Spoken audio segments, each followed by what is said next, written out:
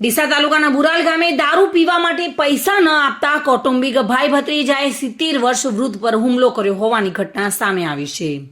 હુમલામાં ગંભીર રીતે ઈજાગ્રસ્ત વૃદ્ધે સારવાર લીધા બાદ ડીસા તાલુકા પોલીસ મથકે હુમલાખોરો સામે ફરિયાદ નોંધાવી હતી। પોલીસ ફરિયાદમાં જણાવ્યા મુજબ ડીસા તાલુકાના મુરાલ ગામે રહેતા વળવીજી મણાજી ઠાકોર ખેતીનો વ્યવસાય કરી પરિવારનું ગુજરાન ચલાવે છે। જેઓ ગઈકાલે રાત્રે તેમના ખેતર તરફ ચાલતા જઈ રહ્યા હતા। તે સમયે તેમના કૌટુંબિક ભાઈ બચુજી કપ્પુજી સોલંકી અને તેમનો પુત્ર અમરસિંહ બચુજી સોલંકી ટ્રેક્ટર પર જઈ રહ્યા હતા। બંને પિતા પુત્રએ વણવીરજીને ઊભા રાખી તેમની પાસે દારૂ પીવા માટે પૈસા માંગ્યા હતા।